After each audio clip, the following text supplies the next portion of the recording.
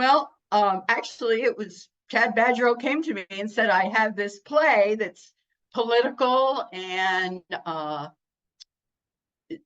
something that you would probably be right up your alley. So I got the script and I read it, and I found it really, really intriguing.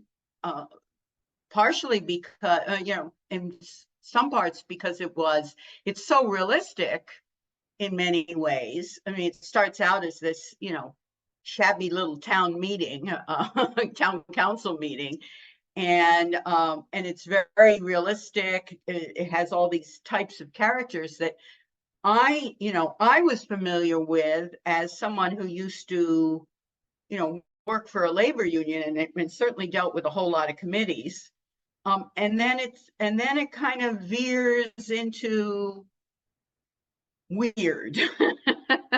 It veers into weird, and then it veers into what I'll just call Shirley Jackson territory. I mean, it was like the lottery revisited, with that suddenly that almost surreal violence. And so the combination of styles really interested me.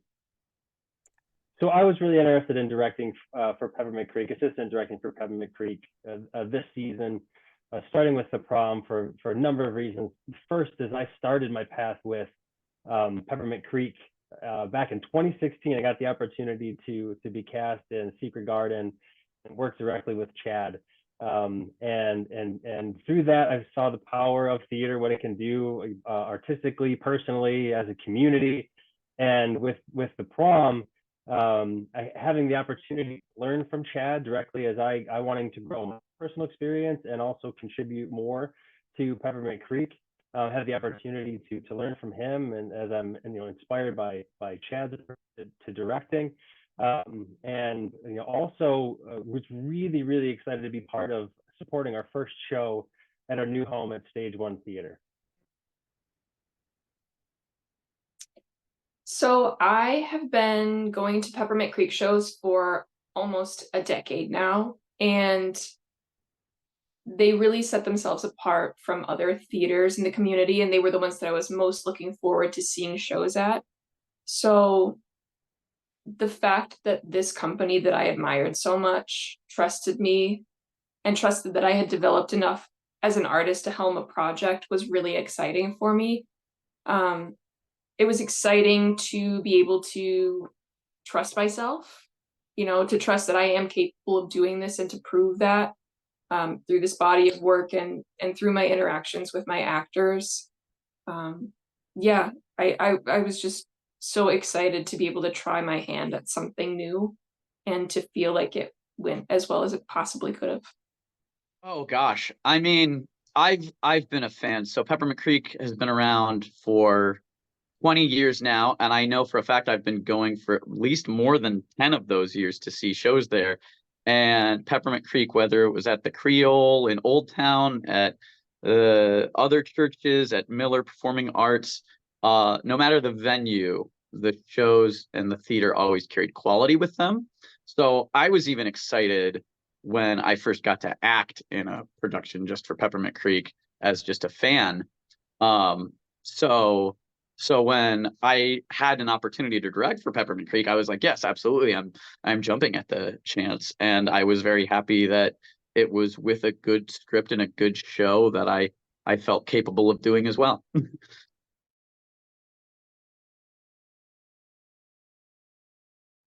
I think the moments that stood out the most during How to Defend Yourself was seeing the way that the piece impacted my actors individually and impacted me and my crew individually.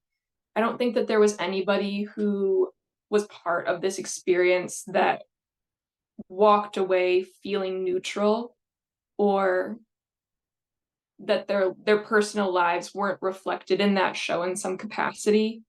So I think that was kind of an equalizer, which was sad, but also really exciting. It was really interesting to see the way that each performer individually developed that character and pulled from what they knew and pulled from all of these really cool references. It was really neat to watch. working on the prom was amazing for many different reasons. One of the most important for me is just that huge community of people that we had together working on this. It was really a large production in our first space, with the number of cast members and crew working on this exceptionally positive message, really about joy and love, and every single one of us as part of that really brought that. And there was so much excitement about that, and it really reinforced and reiterated and galvanized all the things that I love about Peppermint Creek Theater. You know, I also got to bring my daughter along in that journey. We joked and called her the assistant to the assistant director, starting her out young, and having the ability to bring her. It's just a great thing about community theater and what makes us all great. So that was really lovely. A lot of good collaborators. I think I was pretty worn out when the process started, and it was a big undertaking, and I needed energy. And I think a lot of the energy came from the fact that I got people that were really passionate about working on the show, that thought that the show meant a lot, that approached with their ideas. And so it was a standout to me that I was able to be given motivation by the people I was working with, as opposed to as the director trying to tell everyone else this is an important thing. They were the ones telling me this is an important thing, and really helped me want to work on it more. Well, going back, kind of sounds a little repetitive, but I think the moments that really stood out for me was the moment where we had the flashback and we find out exactly how the name of the town came to be and how the town came to be. And of course, it is nowhere near what popular mythology was. And so you go from these scenes, which are often quite, well, sometimes violent, but funny, and funny as these people are butting heads. And when you went to that flashback and you saw what happened the week before, in the missing minutes, and it's just riveting. So that was the real standout. And I think the last scene, the very last moment of the play, stands out to me as well, because like I said, it goes into Shirley Jackson territory where they reenact this apparently long-standing tradition in which they have bastardized essentially the cultures of the very people they exterminated. And, you know, so like I said, it goes from funny to suddenly just like, you know, open your eyes and see what see the lies we tell ourselves to make ourselves feel good about where we live and what our history is.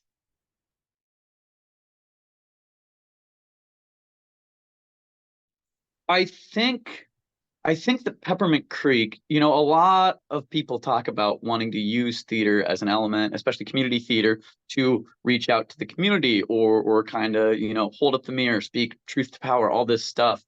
And it's nice to do that, but in a business sense, you do end up just getting bogged down with the same sort of comedies or musicals that, you know, will sell, because people love escapism, but they don't often get more than that, because you can sell when people don't want to think about things.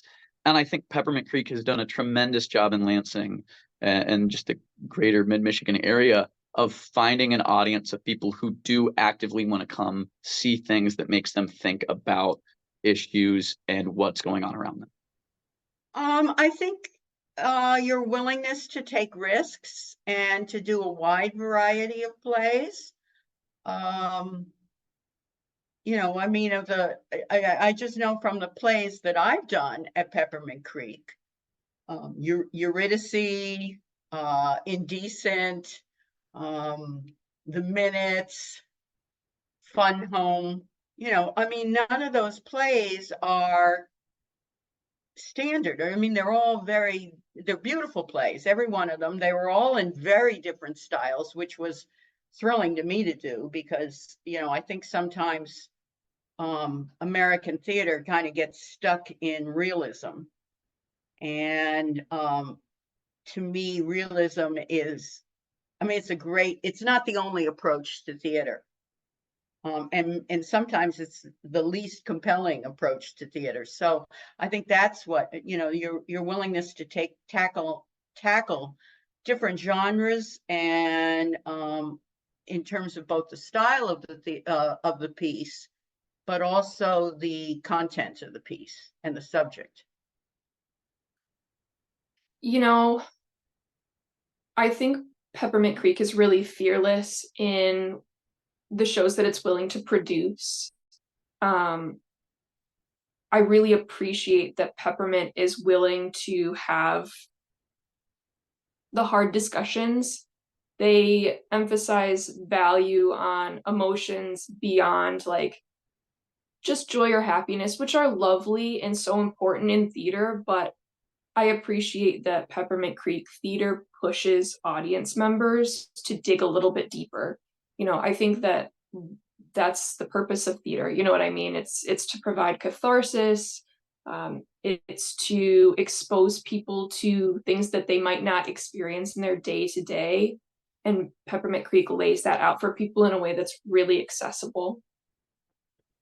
What makes Peppermint Creek Theater stand out to me, and is the primary driving force why I am so supportive and want to work so much with Peppermint Creek, and I'm lucky enough to be a member of our board.